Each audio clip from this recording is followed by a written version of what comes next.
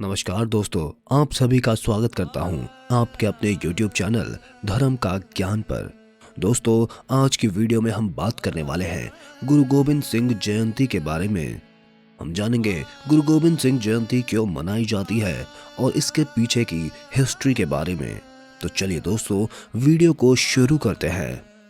लेकिन वीडियो शुरू करने से पहले मैं आप सभी से एक गुजारिश करना चाहूँगा कि अगर आप चैनल पर नए हैं तो कृपया करके चैनल को सब्सक्राइब कर लीजिए और बेल आइकन दबाना बिल्कुल भी ना भूलिए दोस्तों। इससे हमें और वीडियो बनाने का मनोबल बढ़ता है। तो चलिए दोस्तों, वीडियो को आगे बढ़ाते हैं।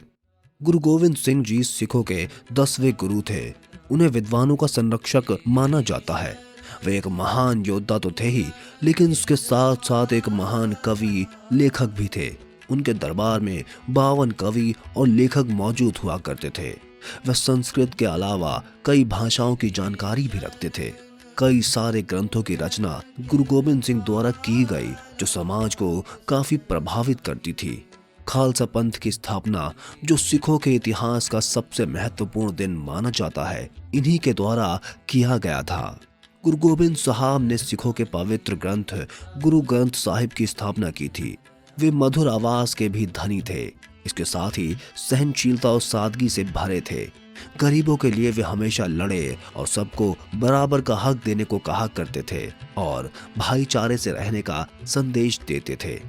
तो अब जानते हैं गुरु गोबिंद सिंह जयंती 2024 में कब और किस समय पड़ रही है।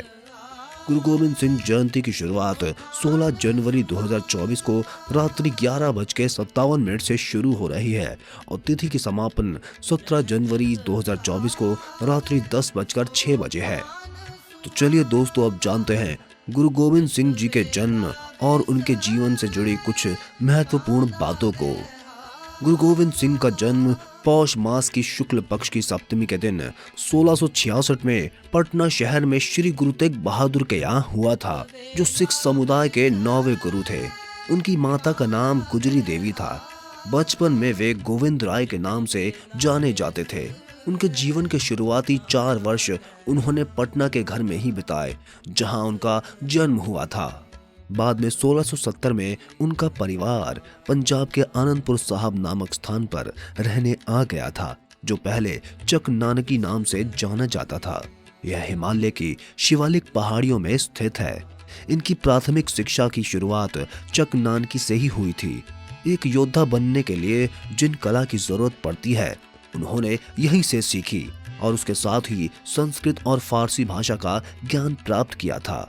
एक बार कश्मीरी पंडित अपनी फरियाद लेकर श्री गुरु तेग बहादुर के दरबार में आए। दरबार में पंडितों ने जबरदस्ती धर्म परिवर्तन करके मुसलमान बनाए जाने की बात कही। साथ ही कहा कि हमारे सामने ये शर्त रखी गई है, अगर धर्म परिवर्तन नहीं किया तो हमें प्राणों से हाथ धोने पड़ेंगे। ऐसा कोई महापुरुष हो जो इस्लाम धर्म स्वीकार नहीं करे और अपना बलिदान दे सके, तो सबका भी धर्म परिवर्तन नहीं किया जाएगा। उस समय गुरु गोविंद सिंह जी केवल 9 साल के थे। उन्होंने अपने पिता गुरु तेग बहादुर जी से कहा, आपसे बड़ा महापुरुष और कौन हो सकता है। कश्मीरी पंडितों की फरियाद सुनकर गुरु तेग बहादुर ने जबरदस्ती धर्म परिवर्तन के खिलाफ खुद का बलिदान दिया।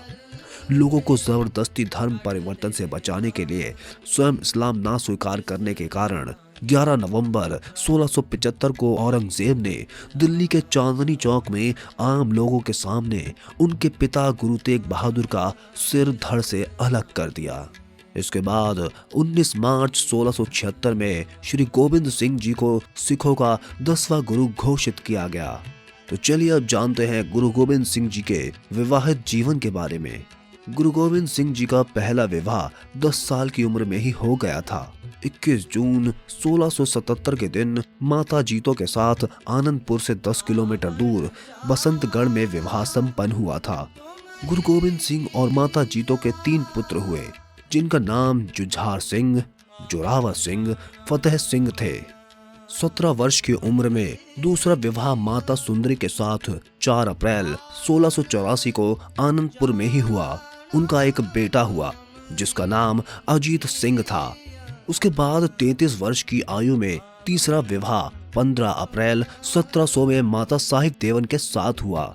वैसे तो उनकी कोई संतान नहीं थी, पर सिख पंथ के पन्नों और गुरु गोबिंद सिंह जी के जीवन में उनका भी बहुत प्रभावशाली स्थान था। इस तरह से गुरु गोबिंद सिंह साहब की कुल 3 शादियां हुई थी। तो चलिए अब जानते हैं कैसे हुई थी खालसा पंथ की स्थापना। सन 1699 में बैसाखी के दिन गुरु गोबिंद सिंह साहब ने खालसा पंथ की स्थापना की, जिसके अंतर्गत सिख धर्म के अनुयायी विधिवत शिक्षा प्राप्त करते हैं। सिख समुदाय की एक सभा में उन्होंने सबके सामने पूछा, कौन अपने सर का बलिदान देना चाहता है। उसी समय एक स्वयं सेवक इस बात के लिए राजी हो गया और गुरु गोबिंद सिंह उसे तंबू में ले गए और कुछ देर बाद वापस लौटे एक खून लगे हुए तलवार के साथ।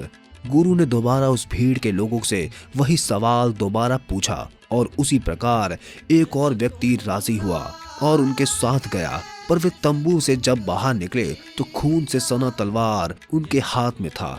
उसी तरह 5वां स्वयं सेवक जब उनके साथ तंबू के भीतर गया, कुछ देर बाद गुरु गोबिंद सिंह सभी जीवित सेवकों के साथ वापस लौटे तो उन्होंने उन्हें पंचयारे या पहले खालसा का नाम दिया। उसके बाद गुरु गोबिंद जी ने एक लोहे का कटोरा लिया और उसमें पानी और चीनी मिलाकर 2 धारी तलवार से घोलकर अमृत का नाम दिया। पहले 5 खालसा बनने के बाद उन्हें 6वां खालसा का नाम दिया गया। इसके बाद उनका नाम गुरु गोविंद राय से गुरु गोबिंद सिंह रख दिया गया। उन्होंने 5 ककारों का महत्व खालसा के लिए समझाया और कहा, केश, कंघा, कड़ा, किरपान और कछहरा। तभी से सिख समुदाय अपने साथ कहीं भी जाते हैं तो केश, कंघा, कड़ा, किरपान, कछहरा अपने साथ रखते हैं। तो चलिए अब जानते हैं बहादुर शाह जफर के साथ गुरु तेग बहादुर सिंह के कैसे रिश्ते थे। जब औरंगजेब की मृत्यु हुई उसके बाद बहादुर शाह जफर को बादशाह बनाने में गुरु गोबिंद सिंह साहब ने मदद की थी। गुरु गोबिंद जी और बहादुर शाह के आपस में रिश्ते बहुत ही सकारात्मक और मीठे थे, जिसे देखकर सहरिंद का नवाब वजीर खां डर गया। अपने डर को दूर करने के लिए उसने अपने 2 आदमी गुरु जी के पीछे लगा दिए। इन 2 आदमियों ने ही गुरु साहब पर धोखे से वार किया, जिससे 7 अक्टूबर 1708 को गुरु गोबिंद सिंह जी नांदेड़ साहब में दिव्य ज्योति में लीन हो गए। उन्होंने अपने अंत समय में सिखों को गुरु ग्रंथ साहिब को अपना गुरु मानने को कहा और फिर गुरु ग्रंथ साहिब के सामने नतमस्त हुए। गुरु जी के बाद माघो दास ने, जिसे गुरु जी ने सिख बनाया, बंदा सिंह बहादुर नाम दिया, उसने सरहिंद पर आक्रमण किया और अत्याचारियों के ईंट का जवाब पत्थर से दिया। तो चलिए अब जानते हैं गुरु गोबिंद सिंह द्वारा दिए गए कुछ उपदेशों को। गुरु गोबिंद सिंह के दिए गए उपदेश आज भी खालसा पंथ और सिखों के लिए बहुत महत्वपूर्ण है। वचन करके पालन। अगर आपने किसी को वचन दिया है तो उसे हर कीमत में निभाना होगा। किसी की चुगली व निंदा करने से हमें हमेशा बचना चाहिए और किसी से ईर्ष्या करने के बजाय परिश्रम करने में फायदा है।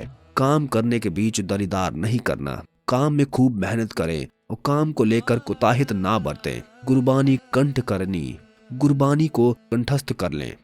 10 वंड देना, अपनी कमाई का 10वां हिस्सा दान में देना। तो चलिए अब जानते हैं गुरु गोबिंद सिंह द्वारा की गई कुछ रचनाओं के बारे में।